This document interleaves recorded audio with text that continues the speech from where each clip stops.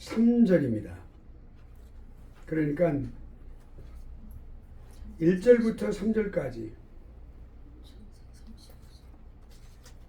우리 한번 함께 합독하시겠습니다. 창세기 35장 1절로 1절로 3절까지 말씀 함께 봉독합니다. 잠깐만요. 합독합니다. 창세기.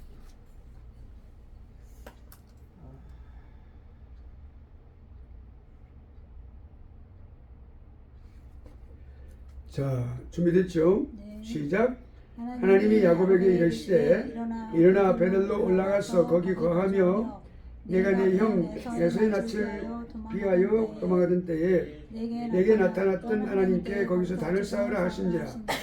야곱이 이에 자기 집 사람과 자기와 함께한 모든 자에게 이르되 너희 중에 이방 신상을 버리고 자신을 정결케 하고 의복을 바꾸라.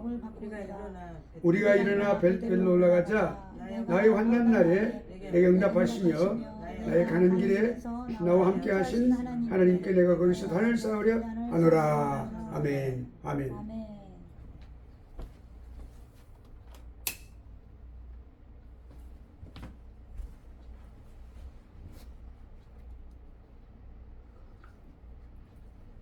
본문의 말씀은 야곱의 생에 있어서 가장 깊은 최고의 믿음의 모습을 보여준 현장입니다. 이건 아주 깊은 그 야곱의 그 신앙에 관해서 기록한 말씀인데 신앙의 고백입니다. 신앙 고백. 이거를 1절부터 3절까지 여러분이 이 말씀을 큐티를 할 때 굉장히 많은 은혜를 하나님께 주실 줄 믿습니다. 그러니까 이걸 선택하셔도 돼요. 그래서 다음 우리 발표할 때 발표하시기 바랍니다. 네, 제가 설교는 하지 않아요. 왜냐하면 설교를 원래는 제 강의 시간은 꼭 설교를 10분 설교를 했습니다. 근데 시간이 많이 초과가 되고 그래서 제가 좀 바꿨어요. 안 하기로. 그래서 이렇게 본문을 묵상할 수 있도록 하고 여러분에게 숙제를 줘서 여러분이 스스로 그 말씀의 법에 기이한 것을 발견할 수 있도록 그렇게 했습니다. 오늘은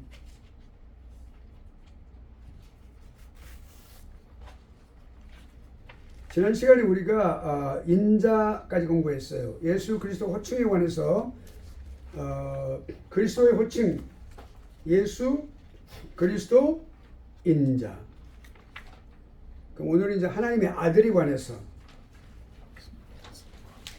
이런 과목 얼마나 재밌어요, 여러분. 주님에 대해서 분명하게 아는 거, 이거는요 정말 재밌는 과목이에요. 누가 조직신학을 어렵다고 했어요. 듣기 싫다고 했어요. 이 조직신은 참 꼴송이처럼 단 하나님의 말씀 다음으로 아름다운 과목이다. 아멘. 아멘. 괜찮아요. 아멘.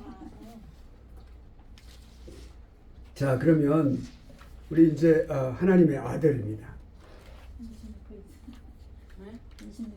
그러니까 우리가 오늘 한다는 페이지를 딱 말하고 그 다음에 목사님이 말씀해 주는 거기다 적어야 된다는. 그래야지 우리가 공부할 때 안 헷갈린다.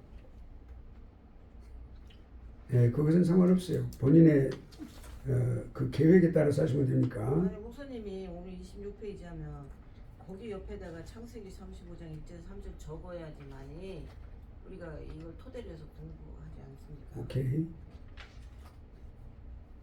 하나님의 아들. 우리 주님께서 나는 누구다 이렇게 말씀하신 거 우리 요한복음에 가면 7번 하셨어요. 7번. 네, 그런데 이제 인자라고 말씀하셔 자신을 호칭을 말씀하실 때 인자라는 표현을 쓰셨어요. 이 인자라고 하는 단어는 매우 특별한 단어예요. 그런데 그렇게 말씀하시고 또 그 다음에 하나님의 아들이라고도 부르시는 거니까 하나님의 아들, 예, 하나님의 아들. 우리가 지난 시간에 인자라고 공부했어요. 그러니까 반복하지 않습니다. 하나님의 아들이에요. 구약 성경에서 우리가 생각해 보면 하나님의 아들이라고 나온 부분을 본다면 이스라엘의 이스라엘 민족 전체를 가리킬 때 하나님의 아들이라고 표현을 하신 적이 있고요. 또 왕을 갖다가 하나님의 아들이라, 천사들에 관해서 할 때, 또는 믿음이 깊은 믿음의 사람들을 말씀할 때 우리가 경건의 사람이라고 하는데, 그 믿음의 사람들을 말씀할 때도 아들이라는 표현을 썼어요. 하나님의 아들들, 이 땅의 딸들과 결혼했다, 이렇게 혼인했다라는, 취하였다라는 표현이 바로 그 부분이에요. 그러니까 창세기 6장 2절 말씀입니다. 그러니까 자, 우리가 이러한 표현들이 있는데, 그러면 신약 성경에서는 뭐냐? 어떤 사람에 의해서든 그 인자라는 단어가 사용될 때는 그 사람이 사용한 사람이 어떤 형태의 사람이든, 뭐 예를 들어 귀신 들린 사람이든 또는 유대 지도자들 어떤 사람이든 간에, 또는 제자들에 의해서든 어떤 사람이든 간에 반드시 신적인 의미를 담고 있다. 그러니까 하나님 되심의 의미를 갖고 있다고 말이에요. 네, 매우 중요한 말씀이에요. 그러니까 이 인자라, 그러니까 그 단어는 그러니까 하나님, 그러니까 예수 그리스도에게만 해당되는 말이에요. 하나님의 아들. 그러니까 예수님께서 하나님의 아들이신 이유가 있어요. 그리스도이시고, 다시 구약적인 개념으로 말하면 메시아이시고 왕이시기 때문에, 왕 중의 왕이시고 모든 백성의 왕이 되시기 때문에 그런 거예요. 예수 그리스도가 왕인 이유가 뭐예요? 메시아이기 때문에. 메시아는 모든 인생을 구원하시고 그들의 삶을 주관하시는 분,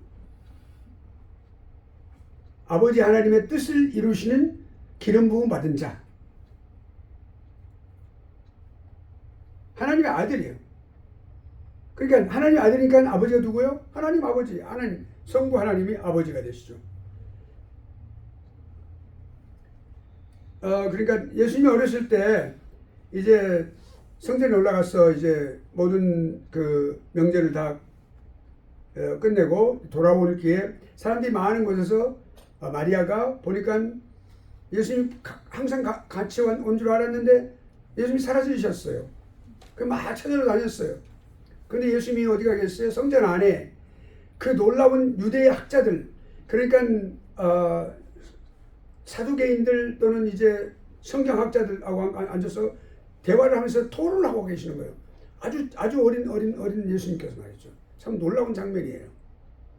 그러니까 왜 여기 계시냐고 이렇게 있느냐 이렇게 했을 때, 내가 내 아버지 집에서 있다고 하는 걸 분명하게 주님께서 말씀을 하셨어요. 내 아버지 집이라고 했어요. 그 성전을. 또 독생자로 비유하세요. 독생자, the only one son. 그러니까 오직 한 분이신 아들이라고 말이에요. 예, 독생자. 복음을 선포하시는 분, 복음을 선포하시기 위해서 오신 분이라는 것을 선언하는 내용이라고 볼 수 있어요. 또 하나님의 아들은 죄를 용서하십니다. 내 죄가 사하여졌느니라 라고 말씀하셨죠. 그 말씀은 아무도 할 수 없는 거예요. 오직 누구만? 예수님만 할 수 있는 거죠. 그러니까 하나님만 할 수 있는 거예요. 그러니까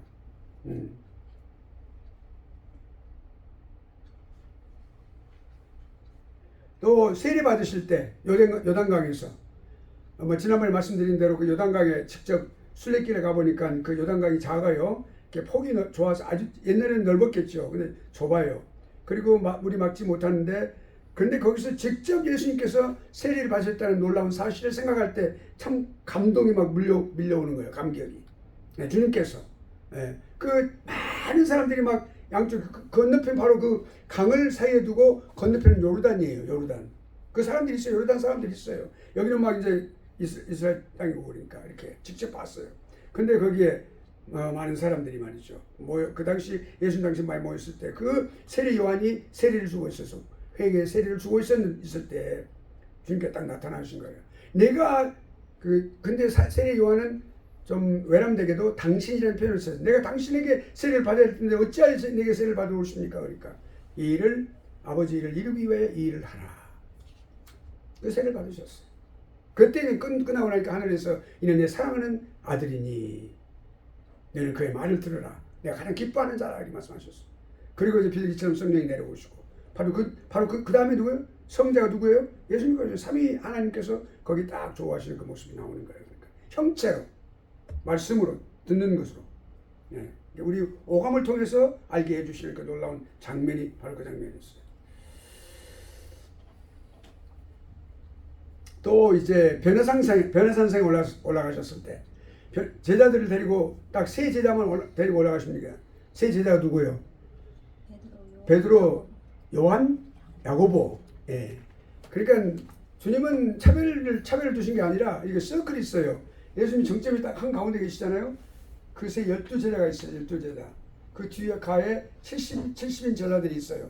그 뒤에 그를 따르는 많은 사람들이 있었어요. 이렇게. 근데 그 중심에 12제자 중심에 그 중심에 더 중심에 세 제자가 있었다고 말해요. 예, 세 제자가. 예.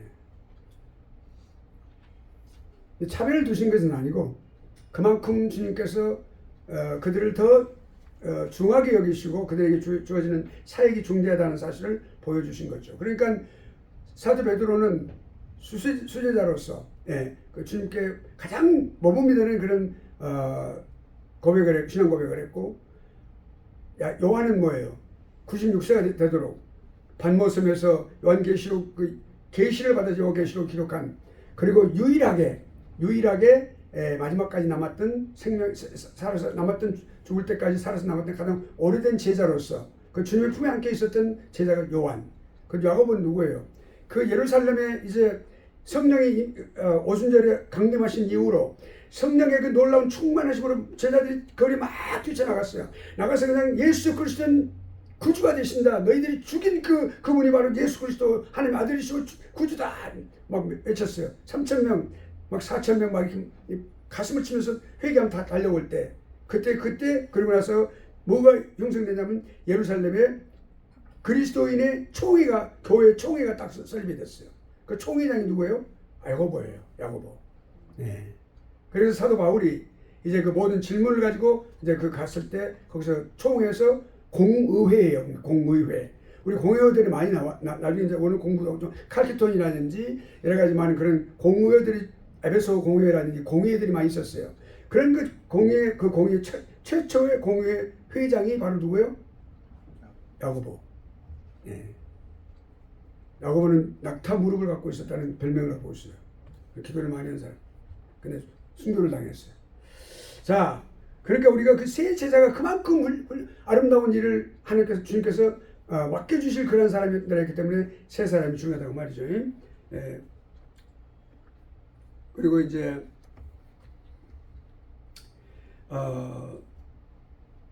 또 주님께서는 그러니까 늘 하나님께서 이는 나의 기뻐하는 자다. 늘 아버지께서 기뻐하는 건 그 일을 위하여 하신 일이었어요. 아버지께서 기뻐하신 일을 늘 그렇게 생각하면서 염두에 두고, 우리 주의 종들은 말이죠, 하나님께서 무엇을 기뻐하시는지를 여쭙고 생각하고 묵상하고 고민해야 돼요. 싫어하는 일을 막 억지로 하는 사람들이 있어. 내 자신의 의지를 막 내보이면서. 그러면 안 되겠죠? 그러면 하나님께서 버리신단 말이에요. 버리셔요. 사울을 버리시듯이 버리시는 거예요. 과감히 버리십니다. 아버지. 무서워요. 버리시면.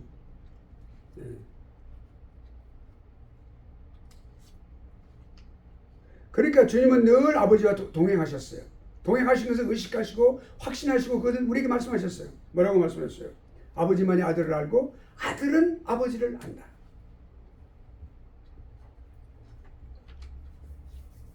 자, 그러면 호칭에 대해서 한번 생각해 볼게요. 하나님의 아들 그랬을 때는 개인적인 어떤 인격보다는 그 하나님의 아들이라고 했을 때 그리스도가 곧 메시아지요. 그리스도는 중요한 사명을 가지고 오셨어요. 왕적 사명을 가지고 오셨고, 그 다음에 제사장적 사명을 가지고 오셨고, 그 다음에 선지자적 사명을 갖고, 이 세 가지 사명을 갖고 오셨어요. 복음 전파를 위해서 죄인들의 생명을 위해서 그런 그 메시아적인 직위를 나타내기 위해서 하나님의 아들이라고 했어요. 하나님의 아들만이 그 일을 할 수 있기 때문에. 하나님의 아들은 어떤 분이었어요? 죄가 없으시기 때문에 십자가에 죽으실 수 있어요. 그래서 모든 죄인들 대신하여 죽으시고 그 율법의 요구를 완성하시고 주님의 아버지 하나님의 공의를 만족시키시고 그리고 우리를 속죄사에게 그렇게 주님께서 중보자로서 그렇게 감당하신 그 일을 우리가 알 수가 있어요. 두 번째는 2위가 되시죠. 2위.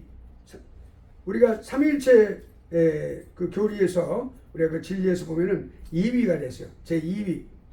그거는 곧 뭘 말이에요? 하나님의 아들 그럴 때는 하나님 되심을 말하는 거예요. 하나님 되심이 뭘 말이에요? 인성과 좀 이따 설명해요. 인성과 신성, 신성과 인성을 말할 때 신성을 집중해서 말씀하는 거예요. 그러니까 하나님의 아들에 관해서는 요한복음이 가장 잘 나타나 있어요.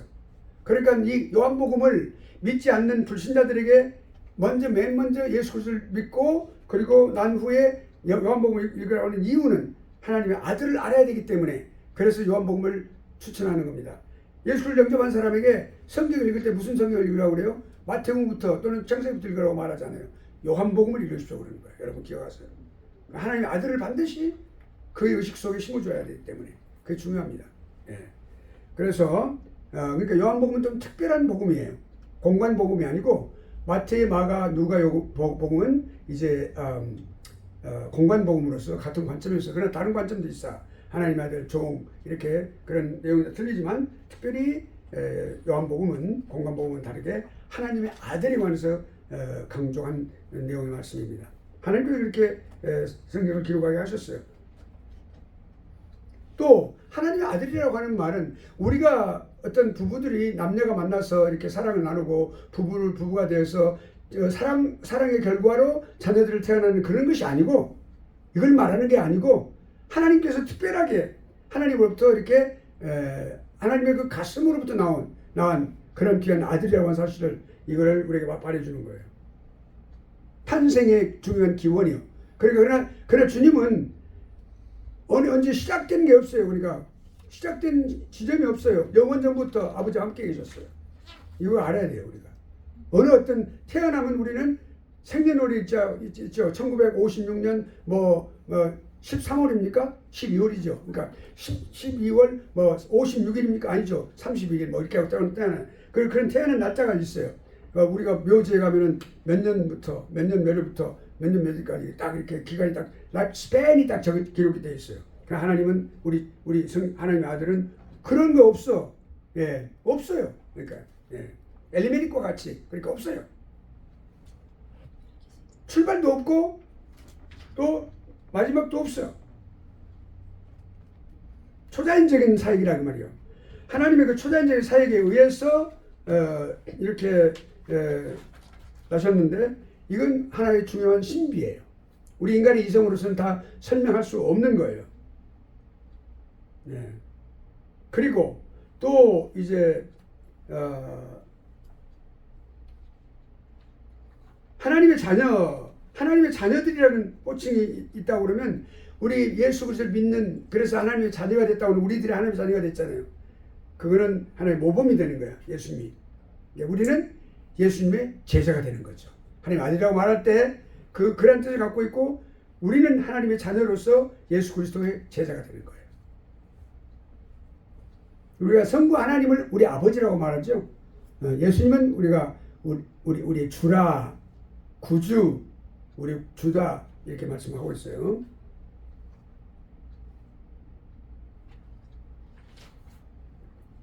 특별히 아버지라는 표현은 성부 하나님에게 적용이 됩니다. 우리가 아버지라고 할 때.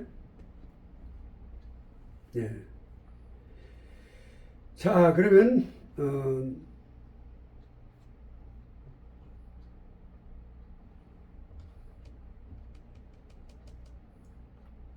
주님이라고 하는 뜻, kyrios, 헬라어로 kyrios. 그 다음에 주인이라는 뜻, 주인이라는 뜻이에요. 주라는 뜻이에요. 그러니까 권위를 갖고 계신다. authoritative one. 그러니까 authority를 가지고 계신 분. 70인경이 이제 물론 성경에 좀 오류도 합니다만 그 역사적인 그런 셉추아진트 70인경에 이제 여호와를 지칭할 때 이 주라고 하는 단어를 사용한다. 그러니까 구약에서는 성경 필사자들이 성경을 기록하는 자들이 필사를 할 때 사본을 만들 때 어떻게 했냐면 여호와라는 단어가 나오면 엘로힘이라는 단어 여호와라는 단어가 나오면 반드시 딱 붓을 놓습니다. 그 역사적인 기록에 보면 그래요. 딱 붓을 넣고 그 피를 놓습니다. 피를 넣고 밖에 나가서 손을 깨끗이 씻어요. 그리고 목욕을 하는 경우도 옷을 딱 갈아입습니다. 그리고 다시 와서 무릎을 꿇고 거기다가 여호와 또는 그 여호와라는 단어를 쓰지 않고 거기서 아도나이라고 썼어요. 그것이 주란 뜻이에요. 주. 함부로 그렇게 이름을 부르지 못했어요. 우리는 뭐 어떻습니까 요즘? 뭐 하나님을 갖다 기도하면서 하나님 그래놓고 당신의 그 아름다운 뜻에 의해서 우리를 구원해 주신 것을 감사합니다. 당신의 사랑을 감사합니다. 당신 할 때 또 크게 장로님 자격이 있는지 없는지 좀 무심스러울만큼. 그러니까 그렇게 해서는 안 되겠죠. 그러니까 우리가 그렇게 그런 거 아니에요. 그것은. 그러니까 영적인 후레 아들들이 그렇게 하는 거예요. 그러니까 자 그래서 나도 나의 주. 또 이제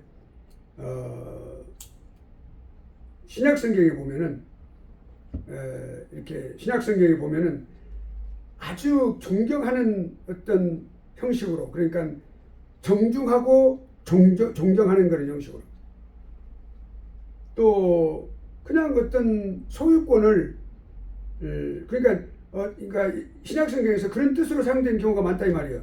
그리스도의 어떤 신성에 관한 내용이 아니고 그냥 단순히 소유권을 가진 권한 가질 때 이 주라고 하는 단어를 썼어요. 그래 그것이 우리 사람들에게 이제 하나님의 사람들에게 적용이 된다면 우리들의 목숨까지도 가지고 계신 분이라는 뜻이에요. 그걸 소유하고 계신 분이라는 뜻이에요. 이게 매우 중요한 단어가 되죠. 또 가장 최고의 권위. 그러니까 지금 예수님은 우리가 성경에 하나님 우편에 계시느니라 그렇게 말씀하죠. 하나님 우편에 계시느니라. 그것은 우편이라는 개념도 있지만 그 권위를 말씀하는 거예요. 가장 최고의 권위를 갖고 있는 것을 말씀하고 있는 것이죠. 그러니까 하나님의 호칭. 그러니까 구약 시대에 여호와라고 불렀던 그 호칭이 신약 시대의 이 예수 그리스도 하나님의 아들에게 그것이 적용이 되는 겁니다. 그 매우 중요해요. 그거를 누가 직접 그렇게 경험했어? 성경에 보면 다메섹에서 사도 바울이 사울일 때에 그 다메섹에서 그 그리스도인들을 갖다 잡아 죽이기 위해서 가던 때 그 다메섹 도상에서 바로 누구를 만났어요? 주를 만났어요. 주를 키로비어스를 만났어요. 그분이 바로 구약에서 그분은 그 사울은 신약이라는 거 기억도 안 되어 있고 예수 그리스도 모르는 사람이었으니까 알게나 잘못 알고 있었으니까. 근데 그 구약에 여호와라는 그 지대한 이름을 알고 있었잖아요. 근데 거기서 그분을 만난 거예요. 그분을 여호와를 만난 거예요. 그들은 놀란 거예요. 그러니까 실제로 유대인들이 주님 앞에 돌아오게 된 가장 중요한 동기가 바로 그분이 여호와라는 사실을 알게 됐을 때 주님 앞에 가슴을 치면서 돌아온 거예요. 하나님의 아들이라는 뜻. 그 놀라운 우리가 성겼고 경외해왔던 그 여호와가 바로 이분이구나 라고 하는 사실을 알게 되었을 때 그들이 메시아닉 크리스천이 된 거죠. 그 다음에 그리스도의 위격을 보겠습니다. 우리 우리의 그 주님은 어떻게 이제 되셨는지, 어떻게 생기셨는지, 우리 인간도 어떻게 되었는지, 우리 인론에서 우리 인재론에서 공부했잖아요. 근데 여기서 이제 주님에 대해서 주님은 어떤 분이신지를 공부해야 되겠죠. 진짜 내적인 면에서 어떻게 핵심적으로.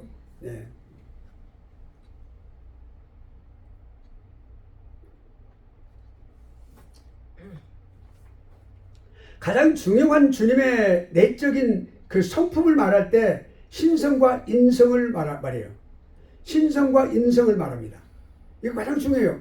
이거 아주 하나님의 놀라우신 신비예요. 여러분이 그 신비주의라는 말을 많이 쓰는데 정말 진정한 신비는 바로 여기에 있는 거예요. 여기 있는 거예요. 그냥 예, 그러니까 그리스도의 본성, 두 본성이 있어요. 신성, deity, 그리고 humanity, 인성이 있어요. humanity and deity. 그걸 주님이 가지고 계신단 말이에요. 이거 어떤 형태로 이렇게 두 성품이 있을까요? 예, 두 속성이, 본성이 있을까요? 자, 하나인데 반드시 구분이 되어 있어요. 그리스도께서 하나님의 아들이 되시고 동시에 또 인간이 인자로서 말씀하셨으니까 인간에게 태어난 자 그 말이에요. 예, 하나님의 아들이 인간에게 태어났다는 뜻을 말할 때 인자라는 뜻인데 어떻게 인자가 되셨을까? 먼저 그러면 이런 워낙 예수 그리스도가 이렇게 신비한 존재이기 때문에 사람들이 많이 그 연구를 많이 하는데 그런 오류를 많이 발생한 걸 우리가 볼 수 있어요. 오류를 먼저 발견하고 그것을 비판하고 잘못된 것을 analyzing 이렇게 분석하고 그리고 올바른 것을 우리가 말해야 되겠죠. 그게 순서예요. 그러면 잘못된 거 한번 생각해 볼까요? 에비온주의 또 그다음에 영지주의 에비오나이츠라고 그래요. 에비오나이츠 에비온주의자들 이런 사람들 또 영지주의 극단적인 유대주의예요. 그 에비오나이트는 유대교회에서 나왔는데 굉장히 레디칼한 기독교인들이에요. 아주 그 거칠고 그리고 아주 극단적인 레디칼한 그런 사람들이었어요. 근데 단임 신론을 믿었어요. 그러니까 단임 신론이 뭐냐면 삼위를 믿지 않는 거예요. 딱 하나로 되어 있어요. 그냥 하나님. 그러니까 예수님은 그리스도는 세례 받을 때 신적인 능력을 받은 분이다. 사람인데 신은 오직 성부 한 분만 계시다. 한 분이다. 그렇게 뭐 삼위 이런 거 생각 안 해요. 사람들은. 이 지금 말씀드린 것은 이건 오류를 주장하는 사람들 다 이단입니다. 잘못된 사람들입니다. 그렇게 주장을 했어요. 그리스도를 한 인간으로 본 거예요. 그러니까 그리스도를 한 인간으로 이 그리스도를 인간으로 보는 것이 역사 속에서 많은 이단들을 배출했어요. 이단들의 공통점은 예수 그리스도의 신성을 부인하고 또 오히려 신성을 부인하고 인성만 강조하거나 또는 인성을 완전히 부인하고 아주 과격하게 신성만 주장한다는 이런 그런 치우쳐. 그러니까 특별히 이 기독론에 있어서 잘못된 것들이 거의 대부분이에요. 예수님에 대해서 오늘날의 현재 신천지도 그렇고 여러 가지 다른 어떤 이단들도 다 그래요. 구원론도 그렇고 다 모든 것들 다 구원파들도 그렇고 예수 그리스도 때문에 잘못된 것 때문에 이들이 다 이단이 된 거예요. 잘못 이해하거든. 왜냐하면 예수 그리스도의 그 태어나심 이렇게 나심과 그리고 사역과 그리고 앞으로 오실 이 모든 일들이 성경에 기록되는데 그 사람들은 비유로만 해석을 하는 거죠. 여기까지만 보고 들어가겠어요. 그러니까 그리스도를 한 인간으로 보는 거예요. 그러니까 예를 들어서 다윗의 자손이야 그랬을 때는 다윗의 혈통에서 직접 족보에서 나온 사람으로 생각해가지고 사람으로 왔는데 어떤 의식을 가지고 계신다. 어떤 경우에 어떤 특별한 어떤 임팩트가 있을 경우에 거기서 그리스도로 본인이 의식을 했다. 내가 나는 하나님의 아들이라 라고 의식을 했다고 말을 해요.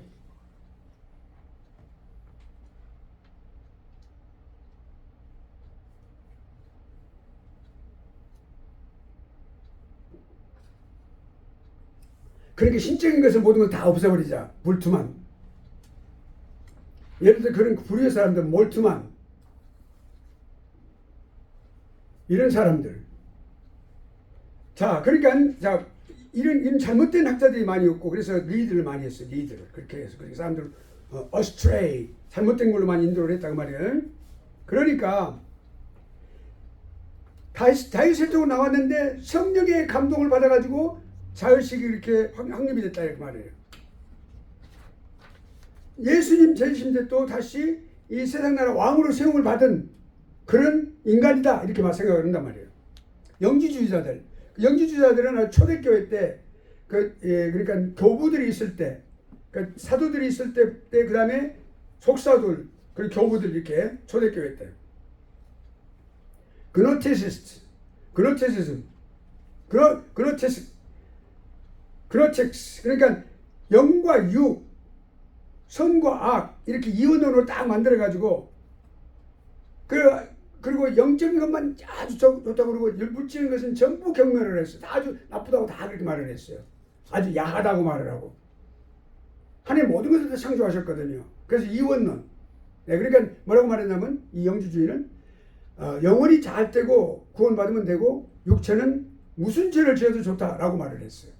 그것은 기독교의 옷을 입고 이방 종교 사상을 전파했던 아주 교묘한 이단이 그노티스즘, 그러니까 영지주의인데 굉장히 많이 그 교부들 때문에 여기서부터 이 사람들에 대해서 반격하고 설명하기 위해서 교리가 시작된 겁니다. 도그마가 시작됐어요.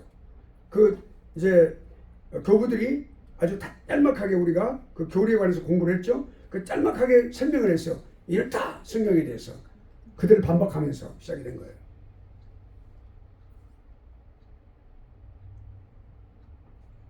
예수 그리스도에 대해서도 신적인 것과 인간적인 것을 아주 구분을 하고 또 예수님이 온 이유는 인간의 어떤 속물적인 그런 물질 그로부터 이제 예방시키기 위해서 오셨다.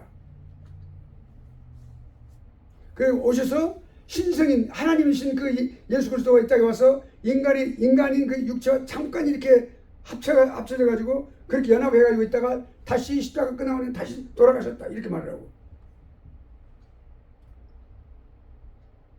십자가에서 떠나가셨다. 그래서 잘못 가르친 거예요. 그러니까 성육신한 하나님의 목적을 완전히 부인한 거죠. 예. 또 네스토리우스 그 중국 선교에 앞장을 섰던 그 일종의 그런 그 이론인데요. 그러니까 두 본성을 다 부인해 버렸어요. 이거는. 네. 중국에서 경교라는 게 있었는데 중국에 아주 중국에 들어가 가지고 그래서 거기서 이제 그렇게 활발하게 했던 그런 그 잘못된 그런 이론, 이단, 거기서 그렇게 주장을 했고 또 그다음에 또 하나는 성부 순환설. 이거는 예수 그리스도가 없어요. 그냥 성부께서 직접 오셔가지고 십자가에서 성부께서 순환당했다는 거예요. 성부 순환설을 만들어냈어요. 예. 성부가 태어나가지고 직접 오셨다. 성자는 없어요. 안중에는 없어요. 십자가상에서 성부가 죽었다라고 말하는 거예요. 이런 것들이 있는데 모두 공의회에서 이단이라는 잘못된 주장이라고 전부가 다 정죄를 받게 되었습니다. 하나님은요 그렇게 그런 공의회들을 통해서 또 신실한 믿음의 학자들 또 그런 교부들 이런 학자들 이런 분들을 통해서 교리를 정립하고 진리를 올바르게 수호하는 일에 쓰임받게 하셨습니다. 이레네우스 그리스도가 하나님 아들이시고 로고스가 되시며 하나님이시고 인간이 인간으로 오셨다라고 강조를 했어요. 올바른 거예요. 이것은. 예. 또 성육신하신 로고스로 되셨는데 하늘에 그 성육신 하셨어요. 그 로고스가. 그러니까 말씀이 육신이 됐다고 요한복음 1장에 나와 있죠. 말씀이 육신이 되어라고 했어요. 우리 가운데 거하심에 이렇게 나왔죠. 그 말씀이 바로 그걸 말해주고 있는데 그러니까 성육신했단 말이에요. 그러니까 성육신한 로고스는 분리될 수가 없다. 통일성을 가지고 있다. 그러니까 인성과 신성이 분리가 분명히 그 안에 구분이 돼 있어요. 흡수가 되지 않고 근데 분명히 있는데 그 안에 통일이 돼 있어요. 그러니까 예수님 안에. 나중에 우리 공부해요. 그렇게 말을 했어요. 이레네우스는 훌륭한 교부였습니다. 그 다음에 터툴리아누스는 이 원어를 말하고 영어식으로는 터툴리안 삼위일체라는 명칭을 맨 처음 사용했던 학자예요. 초대 교부 강력히 가르쳤어요. 그리스도의 두 실체는 뭐야? 영적이고 또 육체적인 실체가 있다. 두 신분이 있다. 신인 그러니까 God 하이픈 man 그 말이에요. 그러니까 신적인 인간의 성분을 강조해서 반드시 있다고 하는 사실을 강조했어요. 그러니까 한 인격 안에 혼합돼가지고 섞어져 버리지 않고 분명히 구분이 되어 있으면서 두 본성이 딱 이렇게 연합이 되어 있다. 그러니까 참 하나님이시고 참 인간이시다 라고 하는 사실을 말씀했습니다. 예. 그래서 이제 이러한 여러 가지 많은 그 교부들의 학자들의 가르침을 통해서 이제 두 본성을 지닌 인격. 예수님은 두 본성, 즉 신성과 인성을 함께 지닌 신격이다. 인격. 그러니까 우리가 하나님께 적용되기 때문에 신격이다라고 말을 사용하게 됐을 때부터.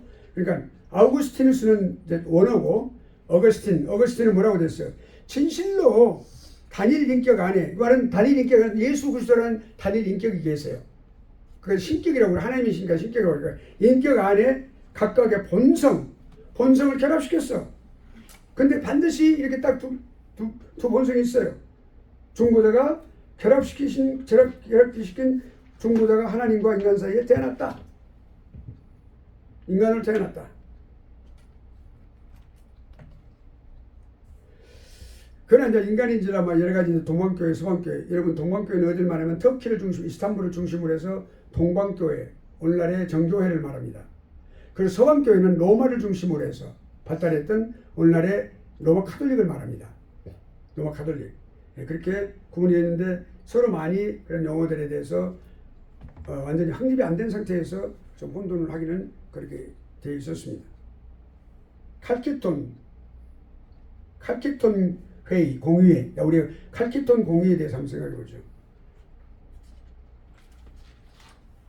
칼키톤 공회는 AD 457년에 칼키톤에서 시작했어요. 칼키톤이 어디냐면 터키의 튀르키예, 그 칼케돈.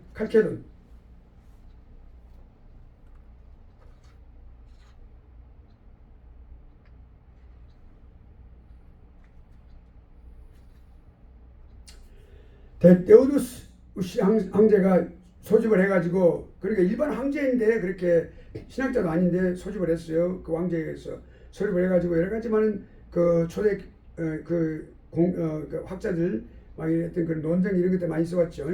그래서 거기서 이제 그리스도에 관해서 내가 거기서 이제 명시를 하게 됩니다. 칼케돈 신경을 발표합니다.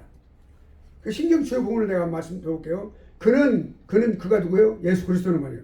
신성에서 동일하시고 완전하신 분이시며 인성에서 동일하시고 완전한 분이시다.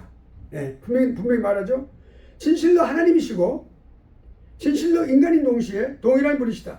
동일한 그리스도 그리고 하나님의 아들 즉 독생자이시다. 이렇게 선언했어요. 두 본성 가운데 혼돈도 없고 혼돈된 것도 없고 변화도 없고 변화된 거 없어. 신성이 변화된 것도 없고 인성도 변화된 게 없어요. 예수님 안에 있는 이 두 신성은, 아니 두 본성은. 또 분열도 없고, 분열이 돼서 따로 이렇게 분리가 딱 되어 있는 게 아니에요. 연합이 되어 있어요. 그 대신 분리가 되어 있는 거 아니고 딱 연합이 되어 있다고 말이에요. 연합이. 이렇게 선언을 했어요. 그 칼게돈 신경이 이 예수님에 대한 두 본성에 대해서 명확하게 선언한 최초의 중요한 공의 선언입니다. 오늘날 우리가 웨스트민스터 신앙고백서라든지 또 이제 북미주 개혁장로회, 그러니까 화란에서 온 그 교회에서도 이제 하이델베르크 신앙고백서, 다 거기 다 공의, 이 분명히 이거를 이런 중요한 칼게돈의 신경에 관한 내용을 그대로 본받고 있어요. 문서에 다 포함되어 있어요. 진리예요. 그 중요한 발견한 진리란 말이죠.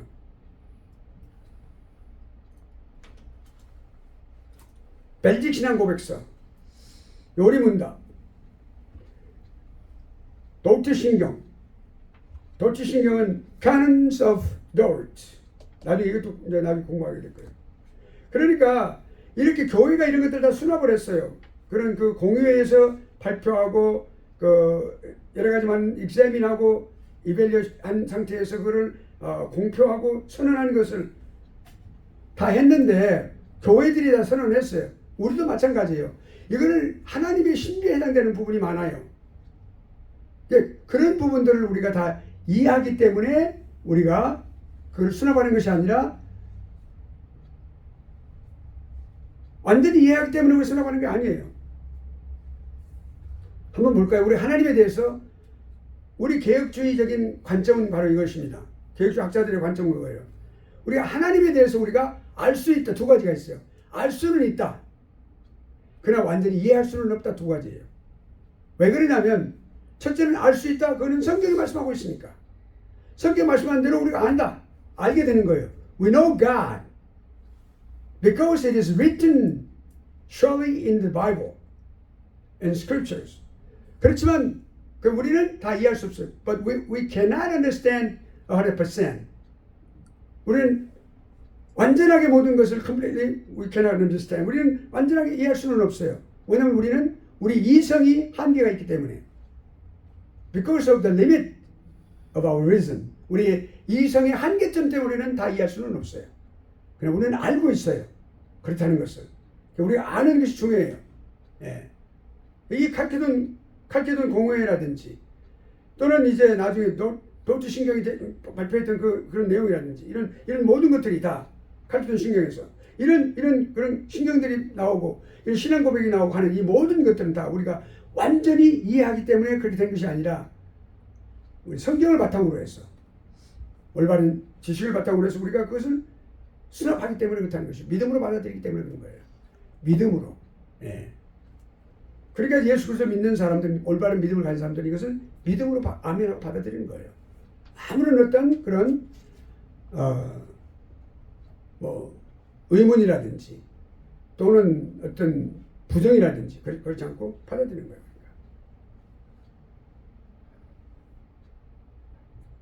하나님 말씀에 계시되어 있기 때문에. 그러니까 성경은 그리스도가 참 하나님이시며 참 인간이라는 사실을 분명하게 기록하고 있어요. 예. 그러니까 신성에 관해서 말씀할 때는 요한복음 우리가 한번 봅시다. 1장 1절을 봅시다. 태초에 하나님이 계시니라 and are here. 이거는 창조의 그만 창조시에.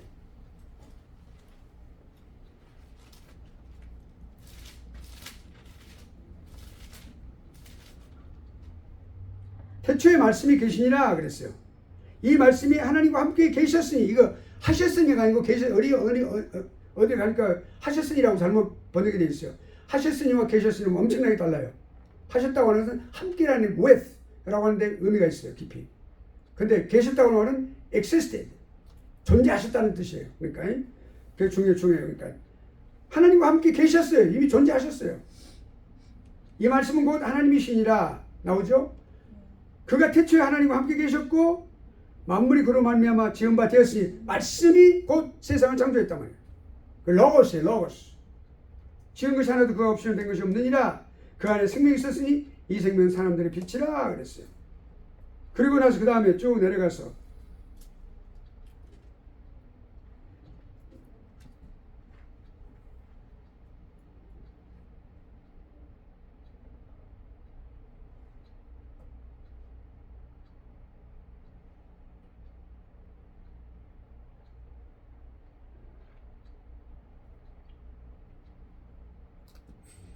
여기 14절에 보면 말씀이 육신이 되어 우리 가운데 거하심에 우리가 그 영광을 보니 아버지의 독생자의 영광이요 은혜와 진리가 충만하더라.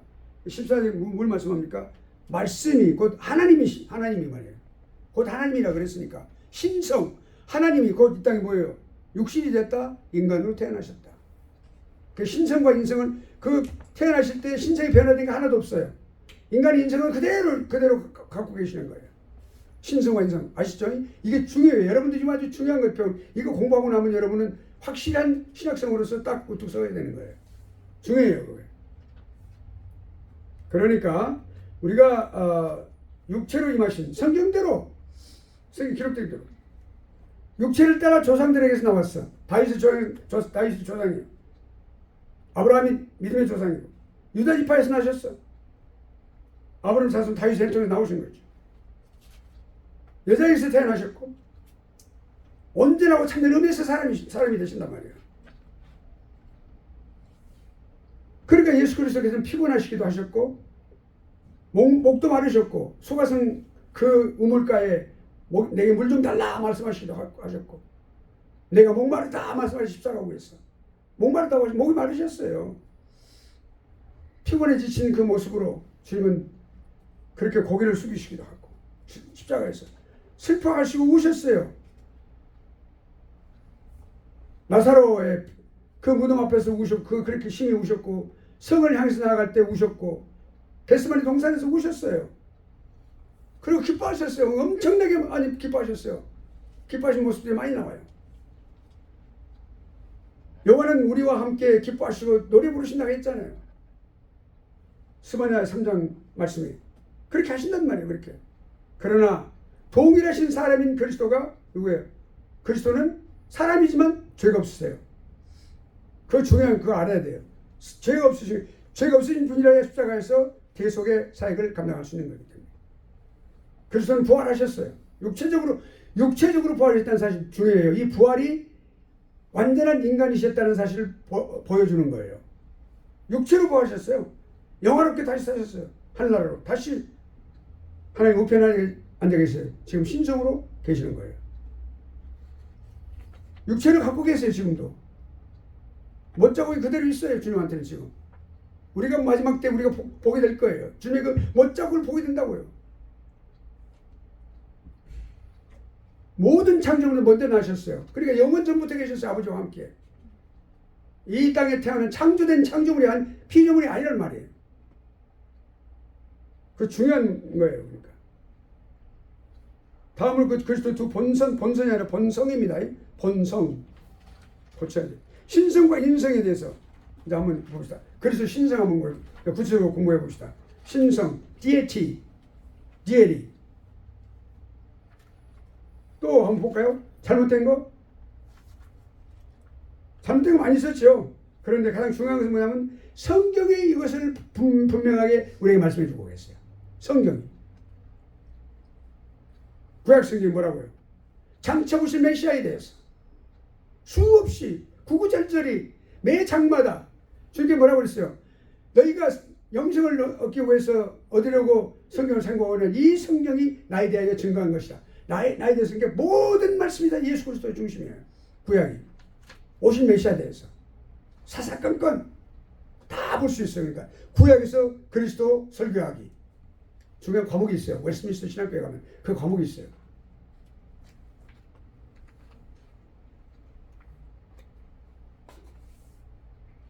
요한과 바울의 기록 볼까요? 사도 요한, 사도 바울 두 사도가 아주 엄청나게 아주 강조를 하고 있어요.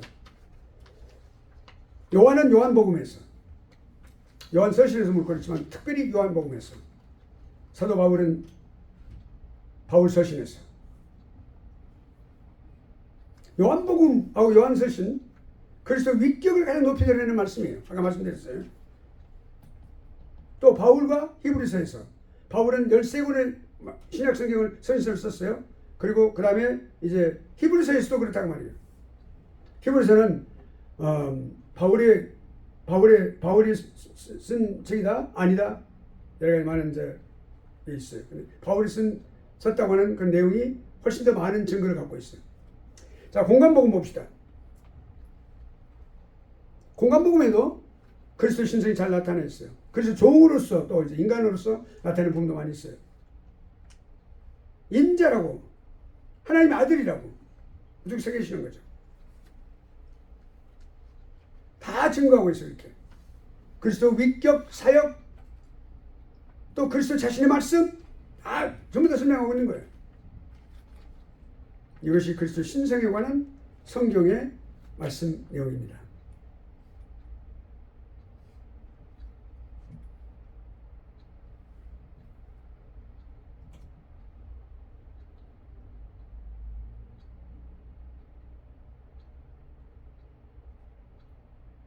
자, 그러면 이제 우리가 이제 지금 그리스도 본성에 관해서 우리 공부를 좀 했어요. 그리고 이제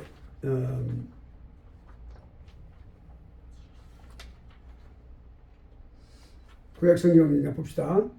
자, 공간복음도 공부했고 우리가 지금 이제 그리스도 그러면 성경의 공간복음과 또 이제 요한복음, 요한서신 다 이렇게 기록이 되어 있는데 그러면 예수님 자신은 어떻게 생각하고 계셨는가? 예수님 자신에 대해서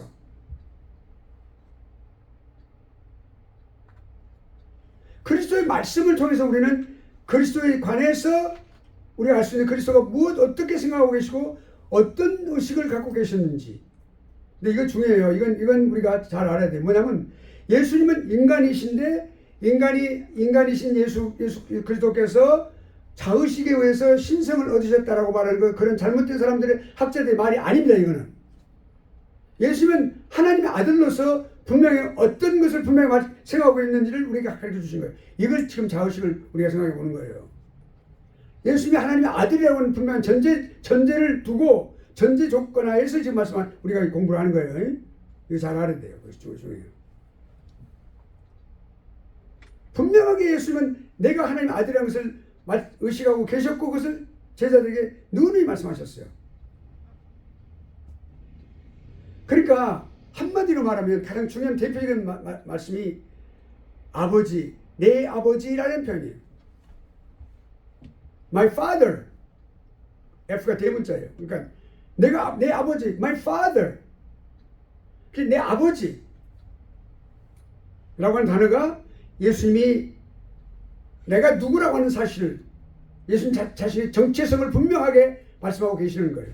나는 하나님의 아들이라고 하는 사실이에요. 성부 하나님이 나의 아버지라는 것을 보여주시는 거죠. 그래서 인성 먼저 보겠습니다. 그러면. 아까 이제 다 공부했어, 이제. 그렇게 나왔고. 자, 그 다음에, 이제, 오케이. 자. 아까 우리가 이제 또, 영지주의 아까 말씀드렸잖아요. 영지주의.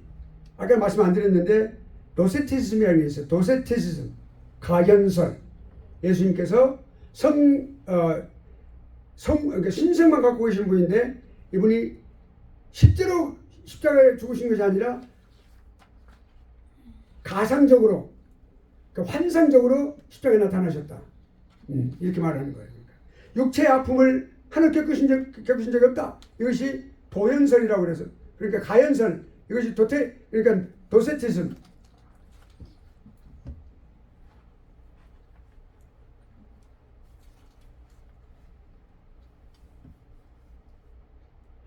그 다음에 아폴로네리스가 주장한 아폴로네리아니즘.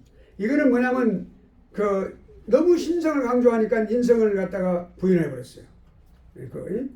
그래서 이제 콘스탄티노프 공의 381년에 381년은 이제 기독교 공인 받기 전에 380년대 후반에 마지막 때 이제 공이 됐는데 그 전에 콘스탄티노플 공의가 있었죠. 그 정제가 됐어요. 이단으로.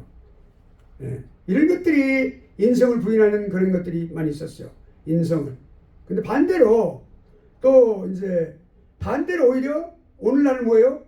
예수님이 인성을 갖다 강조를 해. 그러니까 예수 그리스도라고 표현 안 하고 언제나 꼭 예수님이라고만 해요. 물론 다 틀린 건 아니에요. 근데 그리스도라는 말을 전혀 안 써. 안 쓰는 분들이 있어, 설교하면서. 가만히 들어보면 알아요. 그리스도라는 말을 예수 그리스도라고 해야 되거든요. 예수 그리스도. 근데 예수님만 쓰고 그리스도는 쓰지 않아.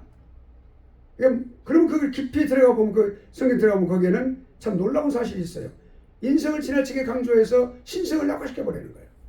예수님의 아주 참 교묘해요. 그러니까 사단이 하는 일은 교묘하단 말이에요. 왜냐하면 오늘날은 이 설교가 일반적으로 인도주의적인 어떤 그런 경향이 많이 있습니다. 휴메니테리아니즘. 인간을 갖다가 좀 더 존중하고 인격을 존중하고 하나님의 어떤 완전한 예정과 주권의식보다는 인간의 어떤 의지, 이런 인간의 개인적인 의 이런 것들을 드러내는 거 그걸 많이 그러니까 인기를 놓고 있거든요. 그래서 그걸 갖다 많이 그렇게 하고 있어요. 이게 아주 잘못된 거예요. 그래 그런 어떤 휴메니테리아니즘 때문에 말을 할 때도 우리가 예수님의 말을 쓰는 것이 훨씬 더 다정다감하지 않느냐, 인간적인 것이니까 그리스도라고 쓸 필요 없느냐라고 말하는 사람까지 있어요. 잘못된 거예요. 그 설교를 아주 조용하게 잘 들어봐야 돼요. 영적인 문제는 깊이 들어보고 조용하게 깊이 들어봐야 돼요. 그럼 그 사람 영을 우리가 판별할 수 있어요. 그러니까 그런 것 때문에 그렇다. 물론 이건 루이스 볼코프가 한 말입니다만은, 그러니까 그것은 휴메니테리아니즘, 인도주의적인 것이 팽배해 있어요. 심지어 인간의 어떤 인격을 갖다가 신격화시키는 경우가 있어요. 그러니까 뉴에이지 무브먼트 같은 경우는 사람 안에 하나님이 들어있다. 우리도 노력하면 하나님이 될 수 있다라고 말하는 그런 잘못된 것. 그것이 이 신학계에도 들어오고 목회 현장에도 들어와서 설교 속에도 들어와서 그 설교가 되는 거예요. 케네스 코플랜 같은 사람 지금 많이 늙어가지고 이제 좀 이렇게 좀 그렇게 된 거 알고 있어요. 수십 년 전에 이미 그걸 강조를 했어요. 케네스 코플랜 같은 사람. 예. 인간 인생을 너무 지나치게 강조를 하고 있다. 이것은 현대 사상이에요. 이 현대 사상은 매우 주의를 기울여서 우리 들어봐야 돼요. 그러니까 예수 그리스도의 참된 인성이 뭐냐? 그 예수 그리스도의 참된 신성이 뭐냐? 라고 하는 것을 올바르게 이해하지 못한 데서 나온 것이라고 볼 수 있습니다. 자, 그러면 성경이 예수 그리스도의 인생에 관해서 말씀하고 있는 거라고 생각해 보죠. 호칭이에요. 그리스도 자신의 말씀, 타인의 호칭에서 예수. 그러니까 예수님께서 자신을 인자라고 했죠. 사람이라고. 사람으로 태어난 자. 예. 근데 그 단순히 사람으로 태어난 자가 아니고 하나님인데 인간에 의해서 태어난 사람이다. 라고 하는 것을 보여주신 건데, 예. 그렇게 칭했어요. 유대인들도 그렇게 칭했어요. 또 일반적으로 성경에서는 뭐라고 되어 있어요? 아브라함의 자손, 또 다윗의 자손, 또 뭐 허리에서 나온 열매, 여인에게서 나신 자 이렇게 나오고 있죠. 설명하고 있는 자에 대해서. 또 그리스도가 어떻게 이 땅에서 사역을 할 때 그 사역을 통해서 우리가 알 수가 있죠. 예수님께서 육체를 가지셨다고 말이죠. 33년의 그 생애 속에서 사람들이 참으로 진정한 사람으로 인식이 되었어요. 잡수셨어요. 나에게 먹을 걸 가져오라. 그러니까 예수님께서 부활하시고 난 이후에 제자들에게 문이 안 열려 있는데 문을 다 통과해서 오셨어요. 놀랬단 말이에요. 사람들이, 제자들이. 그러니까 나를 영으로 생각하는 거는구나 생각하면서 나에게 먹을 것을 달라. 이거는 실제로 잡수실 수 있다는 사실을 보여주신 거예요. 육체적인 부활하신 분이라는 사실을 보여주신 거죠. 물도 마셨어요. 물도. 예. 주무시기도 했어요.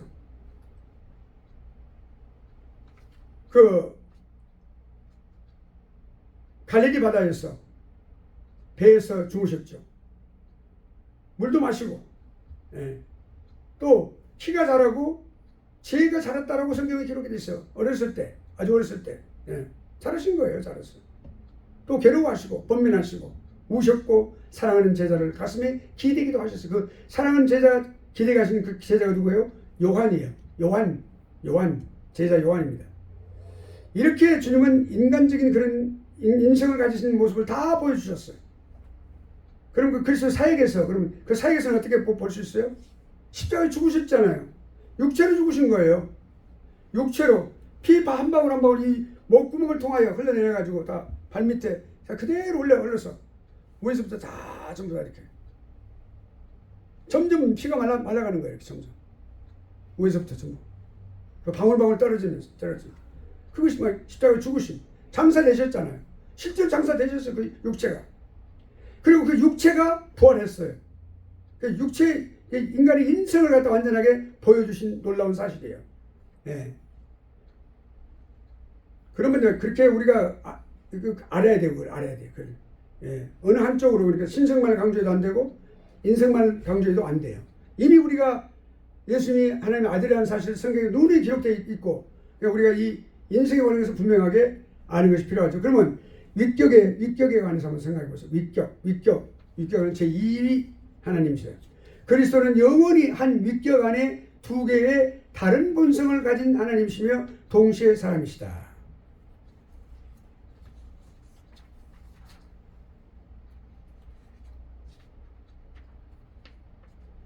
존 머레이 교수는 이 말을 한 존 머레이 교수는 동부의 필라델피아 웨스트민스터 조직신학 교수였습니다. 아주 훌륭한 학자예요. 아주 신학이 정결하고 깨끗하고 정리가 잘 된 그런 분명한 확실한 것을 말할 수 있는 그런 존 머레이 교수. 그게 그 존 머레이 교수는 1929년이 지난 바로 직후에 그게 이제 장로교회가 독일에서 온 자유주의에 완전히 흡수가 돼서 우리는 자유주의를 표방한다라고 말했을 때 그곳을 조용히 떠납니다. 그 누구냐면 그분이 그레이션 메이천 박사예요. 그 프린스턴 신학교를 운영해 오던 그리고 프린스턴 신학 저널을 갖다가 발행해 오던 그 장본인이 바로 그분이에요. 신학학 교수예요. 그래서 그분이 나가서 이제 웨스트민스터를 설립을 할 때 바로 이 존 머레이 교수도 함께 합류를 했던 분이에요. 동역자예요. 그분이 그렇게 말을 했다고 말입니다. 그리스도는 영원히 한 민격 안에 두 개의 다른 본성을 가진 하나님이시며 동시에 사람이시다. 여기까지 오늘 공부하겠습니다. 그리스도의 위격의 통일성입니다. 통일성인데 공부를 많이 해야 되니까 시간이 많으니까 여기까지 공부하고 이제 마치겠습니다.